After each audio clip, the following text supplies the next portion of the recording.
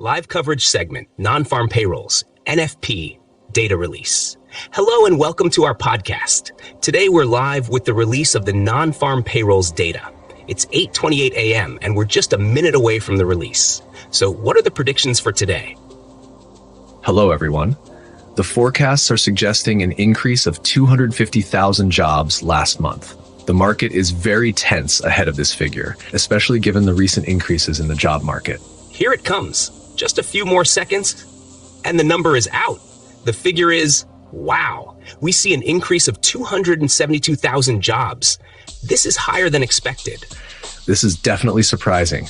According to the U.S. Bureau of Labor Statistics, total non-farm payroll employment increased by 272,000 in May, while the unemployment rate rose slightly to 4.0%. Employment continued to trend up in several industries, led by healthcare, government, leisure and hospitality, and professional services. Yes, this is a significant number. How do you think this will impact the market in the short term? In the short term, we might see increased volatility, especially in employment-related stocks.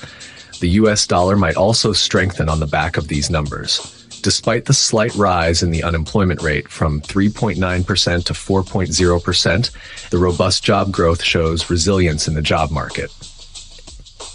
Very interesting. Let's also note that the data comes from two monthly surveys. The Household Survey, which measures labor force status, including unemployment by demographic characteristics, and the Establishment Survey, which measures non-farm employment, hours, and earnings by industry. That's right. This detailed breakdown helps us understand where the job growth is happening. The sectors leading the employment gains were healthcare, government, leisure and hospitality, and professional services. And here's a big update on precious metals. Gold prices sank to a one-month low, dropping $80 an ounce in just 6 hours.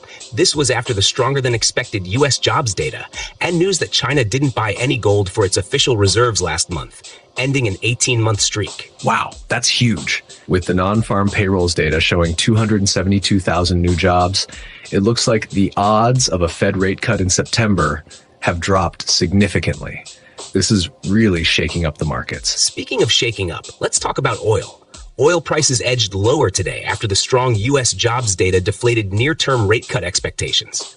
Brent crude futures fell to $79.00 a barrel, and U.S. West Texas Intermediate crude futures dipped to $75.54. Right, and don't forget, China's crude oil imports for May also fell due to weak refining margins. And there's talk that OPEC Plus might adjust output soon, according to Saudi energy minister's indications. We'll keep monitoring and see how the market reacts in real time. And don't forget, you can subscribe to our channel and listen to our podcast on Spotify to stay updated with the latest in precious metals and economic trends. Stay golden, folks.